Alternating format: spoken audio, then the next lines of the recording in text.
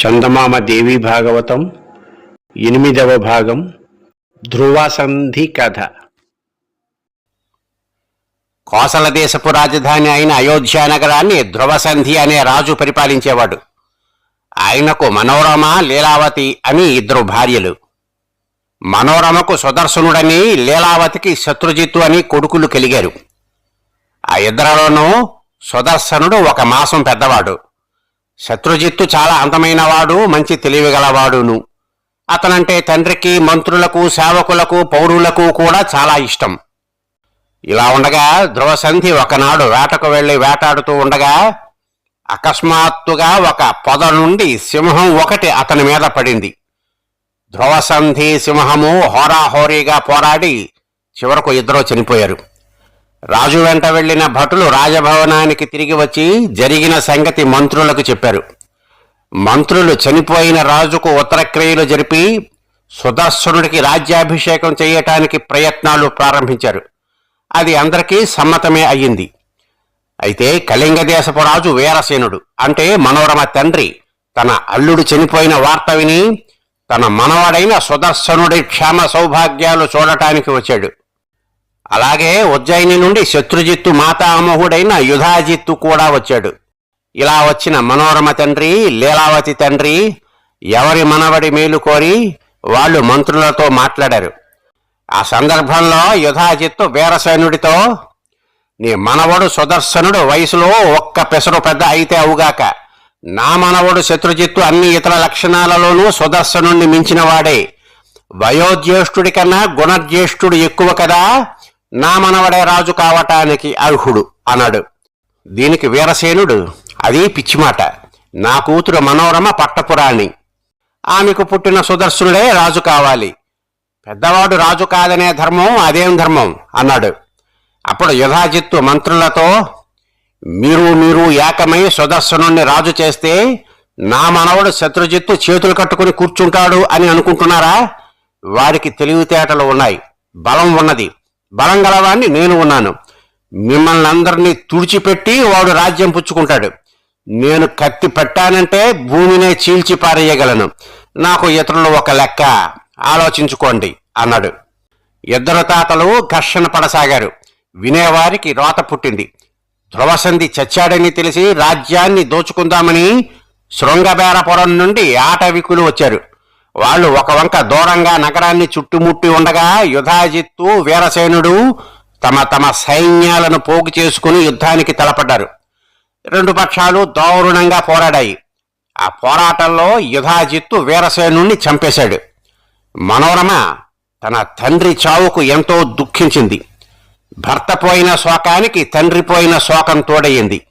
కొడుకేమో చాలా చిన్నవాడు, ఏమీ ఎరగని అర్భకుడు, తనకు దిక్కెవరు. తన తండ్రిని చంపిన యుధాజిత్తు తన కొడుకు సుదర్శనుణ్ణి చంపకుండా విడిచిపెడతాడా? తన మనవణ్ణి రాజును చేయటమే కదా అతని ఆశయం. లీలావతితో తనకు సవతి పోరే తప్ప సఖ్యత ఉండబోదు. ఆమె తనను కారాగృహంలో పెట్టించకుండా ఊరుకోదు. మంత్రులు మొదట తన కొడుక్కు రాజ్యాభిషేకం చేద్దామని అనుకున్నవారే, కాని ఇప్పుడు వాళ్ళు యుధాజిత్తు మాట వెనక తప్పదు. ఎటు చూసినా తనకు అండ అన్నది లేదు. ఇలా అనుకుని మనోరమ విదల్లుడు అనే మంత్రిని రహస్యంగా పిలిపించి తన పరిస్థితిని బట్టి తనకు కర్తవ్యం ఏమిటో చెప్పమన్నది. విదల్లుడు ఆమెతో, అమ్మా, నీకు నీ కుమారుడికి ఇక్కడ ఏమాత్రము క్షేమం లేదు. కాశీరాజు సుబాహు నాకు మేనమామ, ఆయన మహాశక్తిమంతుడు, మనం అక్కడకు వెళితే కాపాడగలడు అన్నాడు.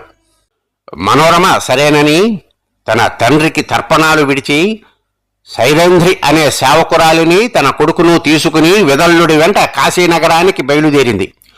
అయితే ఆ రాత్రి ఆమెను, ఆమె వెంట ఉన్న వాళ్లను దొంగలు దోచి కట్టుబట్టలతో వదిలారు. మరునాడు ఆమె పడవ మీద గంగా నది దాటి భరద్వాజుడి ఆశ్రమం ప్రవేశించింది. భరద్వాజుడు ఆమెను చూసి, అమ్మాయి, ఎవరు నువ్వు? ఎక్కడి నుండి వస్తున్నావు? నీ భర్త ఎవరు? పుట్టెడు శోకంలో ఉన్నట్లు కనిపిస్తున్నావు, కారణమేమిటి అన్నాడు. ఆ ప్రశ్నలకు ఆమె మరింతగా ఏడుస్తూ ఉంటే విదల్లుడి మునితో ధ్రువసంధి చావు మొదలుగా జరిగినదంతా చెప్పాడు. అంతా విని భరద్వాజుడు మనోరమతో, నీకు వచ్చిన భయం ఏమీ లేదు. నీ చిన్న కొడుకు రాజవుతాడు. నువ్వు ఈ ఆశ్రమంలోనే ఉండిపో అన్నాడు. ఆయన చూపిన పర్ణశాలలో మనోరమ, విదల్లుడు, సైరంధ్రి, సుదర్శనుడు జీవించసాగారు. అయోధ్యలో శత్రుజిత్తు మహావైభవంగా రాజ్యాభిషేకం చేయించుకున్నాడు. మనోరమ, సుదర్శనుడు ఎటు వెళ్లారో ఏమయ్యారో ప్రజలకు అంతు చిక్కలేదు. అయితే శత్రుజిత్తు తాత అయిన యుధాజిత్తుకు సుదర్శనుడు, అతని తల్లి భరద్వాజాశ్రమంలో ఉన్న సంగతి తెలియవచ్చింది. శత్రుశేషం, రుణశేషం ఉండటం మంచిది కాదని ఆయన సుదర్శనుణ్ణి చంపించటానికి నిశ్చయించుకుని చిత్రకూట పర్వతానికి వెళ్లి నిషాదుల రాజైన బలుడు అనేవాణ్ణి వెంట పెట్టుకుని శృంగిబేరపురాన్ని ఏరే దుర్దర్శుడు అనే రాజు వద్దకు వెళ్ళాడు. ఈ సంగతి విని మనోరమ దుఃఖిస్తూ భరద్వాజుడి వద్దకు వెళ్లి తమకు రానున్న ఆపద గురించి చెప్పింది. భరద్వాజుడు తన ఆశ్రమం వెలుపలకు వచ్చి అక్కడికి వచ్చిన యుధాజిత్తును కలుసుకుని ఎందుకు వచ్చావు అని అడిగాడు. మనోరమ కోసం అనే యుధాజిత్తు చెప్పాడు. భర్త పోయి, తండ్రి పోయి పుట్టెడు దుఃఖంతో తన కొడుకును వెంటబెట్టుకుని ఈ ఆశ్రమంలో తలదాచుకున్న మనోరమ తిరిగి ఇక్కడ నుండి వెళుతుందా అన్నాడు భరద్వాజుడు. మర్యాదగా ఆమెను పంపితే పంపించు, లేకపోతే బలాత్కారంగానైనా తీసుకుపోవలసి వస్తుంది అన్నాడు యుధాజిత్తు. భరద్వాజుడు ఆగ్రహావేశంతో, ఓరి పాపి, హీనుడా, బలాత్కారంగా తీసుకువెళతావా? ఏది, తీసుకుని వెళ్ళు. మా ఋషులంటే మీ రాజులకు అంత తేలిక అయ్యిందా అన్నాడు. అప్పుడు యుధాజిత్తు తన మంత్రితో ఏకాంతంగా, మంత్రివర్య, ముని మాటలో విన్నావు గదా, మనోరమను ఆమె కొడుకును తీసుకుని వెళ్లే మార్గమేది? శత్రుశేషం ఉంచరాదు కదా. సుదర్శనుణ్ణి చంపితే కాని నా మనవడి ఏలుబడికి క్షేమం లేదు. ఇక్కడ నన్ను ఎదిరించటానికి ఎవరున్నారు? ముని మాటలు చూసి మనం భయపడాలంటావా అన్నాడు. దానికి మంత్రి, మునుల మీదికి ఒంటికాలితో వెళ్లటం అంత మంచిది కాదు. వాళ్ళు శక్తిమంతులు. పూర్వం వశిష్ఠుడి మీదకు ఇలాగే వెళ్లి విశ్వామిత్రుడు గొప్ప పరాభవం పొందాడు. ఆ దెబ్బతో విశ్వామిత్రుడు రాజరికాన్ని వదిలేసి తపశ్శక్తి సంపాదించటానికి ఋషి అయ్యాడు. కాకపోయినా సుదర్శనుడు దీనస్థితిలో ఉన్నాడు. డబ్బు లేదు, కుర్రవాడు, నీ మీదకు ఎలా వస్తాడు? అంతగా వస్తే అప్పుడే చూసుకోవచ్చు. అంతేకాని ఈ మునితో తగాదా పెట్టుకుని ప్రాణం మీదకు మాత్రం తెచ్చుకోవద్దు అంటూ హితవు చెప్పాడు. మంత్రి మాటలు పాటించే యుధాజిత్తు భరద్వాజుడి దర్శనం చేసుకుని జరిగిన దానికి క్షమాపణ చెప్పుకుని తన ఇంటికి వెళ్ళిపోయాడు. తర్వాత మనోరమ ఆశ్రమంలో నిశ్చింతగా ఉండిపోయింది. సుదర్శనుడు క్రమంగా పెరిగి 11 ఏళ్ల వాడై ముని వద్ద వేదం అభ్యసించాడు. అలాగే శాస్త్రాలు, ధనుర్వేదము నేర్చుకున్నాడు. ఒకరోజు సుదర్శనుడికి మహాదేవి కలలో కనిపించి అతనికి అస్త్ర విద్యలు ప్రసాదించింది. ఇంతలో కాశీరాజు కూతురు శశికళ అద్భుత సౌందర్యవతి అని విని సుదర్శనుడు ఆమెను పెళ్లాడగోరాడు. అదేవిధంగా శశికళ కూడా భరద్వాజాశ్రమంలో ఉంటున్న సుదర్శనుణ్ణి గురించి విని అతన్నే పెళ్లాడడానికి నిశ్చయించుకుంది. భరద్వాజాశ్రమంలో సుదర్శనుడు పగలు శశికళను గురించే ఆలోచిస్తూ రాత్రి ఆమెనే కలలు కంటూ కాలం వెళ్లబుచ్చుతూ ఉండగా ఒకనాడు అతని వద్దకు శృంగిబేరపుర రాజైన నిషాదుడు వచ్చి 4 గుర్రాలు గల రథాన్ని జెండాతోనూ సమస్త ఆయుధాలతోనూ కూడిన దాన్ని బహుమానంగా ఇచ్చాడు. ఇదే సమయంలో భరద్వాజాశ్రమంలోని మునులు సుదర్శనుడితో, నువ్వు త్వరలోనే రాజువు కాబోతున్నావు, నీకు మహాదేవి కటాక్షం ఉన్నది అని మనోరమతో, అమ్మా వీరమాత, నీ కొడుకు రాజు కాబోతాడు అన్నారు. మీ నోటి చలవ వల్ల అలాగే కావాలి. ఒక్కడు కూడా తోడు లేని నా కొడుకు రాజు ఎలా అవుతాడో మరి. అయినా మీ నోటి మాట అబద్ధం అవుతుందా? మీ దీవనే వాడికి అన్నింటినీ మించిన సహాయం అంటూ మనోరమ తన మనసులో సంతోషంతో పొంగిపోయింది. సుదర్శనుడు తన రథం మీద ఎక్కి ఎక్కడ తిరిగినా అతని చుట్టూ ఒక అక్షౌహిణి సేన ఉన్నట్టుగా ఉండేది. సుదర్శనుడి మీద మనస్సు నిలిపిన శశికళ మాత్రం తిండి కూడా మాని కృషించసాగింది. ఆమె బాధ కొంతవరకు గ్రహించిన తండ్రి సుబాహుడు ఆమెకు స్వయంవరం నిశ్చయించి రాజులందరికీ వర్తమానం పంపాడు. స్వయంవరాలు 3 రకాలు: ఫణస్వయంవరము, శుల్క స్వయంవరము, ఇచ్ఛాస్వయంవరమును. రాముడు శివధనుర్భంగం చేసి సీతను భార్యగా పొందినది పనస్వయంవరం. సుబాహుడు తన కూతురికి నిశ్చయించినది ఇచ్ఛాస్వయంవరం. స్వయంవరం వార్త వింటూనే నానా దేశాల రాజకుమారులు కాశీకి వచ్చి చేరారు.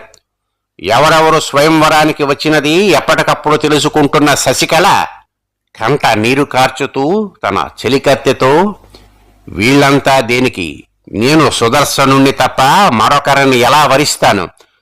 ధనము రాజ్యాలు దేనికి? తగలయ్యనా? పెళ్లాడితే ప్రజ్ఞా ప్రాభవాలు గలవాణ్ణి పెళ్లాడాలి. అలాంటివాడు సుదర్శనుడు ఒక్కడే అన్నది. ఆమె చెలికత్త ఈ మాట తీసుకుని వెళ్లి రాణికి చెప్పింది. అమ్మా, మన శశికళ తన మనస్సును సుదర్శనుడనే అతనికి ధారాదత్తం చేసింది. అతను భరద్వాజాశ్రమంలో ఉంటాడట. రాణి ఈ సంగతి తన భర్తకు చెప్పింది. అది విని రాజు ఆమెతో, వాడి సంగతి తెలుసును. వాడు రాజ్యభ్రష్టుడై తిండికి కూడా లేక అరణ్యంలో తల్లితో పాటు మునిపల్లిలో ఉంటున్నాడు. వాడికి పిల్లను ఎలా ఇచ్చేది? అదృష్టవంతులు భాగ్యవంతులు వేలకు వేల మంది ఉన్నారు. పిల్ల మనసు మార్చుకోమని నచ్చజెప్పు అన్నాడు. రాణి సరేనని శశికళ వద్దకు వెళ్ళి చేరదీసి ముద్దు చేస్తూ, తల్లి, నువ్వు కోరినవాడు అడవిలో కందమూలాలు తింటూ నీరసించి బంధువులకు వెలి అయ్యి అంగబలము అర్ధబలము లేని నిర్భాగ్యుడు. ఎందరో రాజకుమారులు గొప్ప గొప్ప వాళ్ళు నీకోసం వచ్చి ఉన్నారు. ఆ సుదర్శనుడి తమ్ముడే ఉన్నాడు. ఎంతో గొప్ప అందగాడు, బలవంతుడు, రాజ్యం ఏలుతున్నాడు. అతని పేరు శత్రుజిత్తు. నీకు ఎంతో ఈడూజోడుగా ఉంటాడు. ఇతని కోసమే కదా ఇతని తాత కళింగరాజును చంపాడు. అది ఎలా ఉండని? ఇంతకన్నా ఘోరం ఏమిటంటే, అవకాశం దొరికితే యుధాజిత్తు ఈ సుదర్శనుని